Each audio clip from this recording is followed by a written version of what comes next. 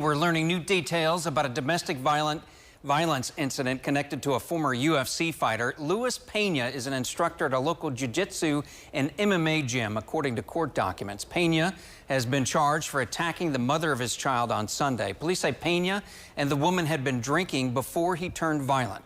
Investigators say he punched her repeatedly and put her in a chokehold. He then left, driving off with their 2-year-old child. Police say the woman told them she has an active order of protection against Pena. The UFC released Pena following charges of battery and domestic violence in Florida back in 2021. Officers report he also has faced similar charges in Arkansas.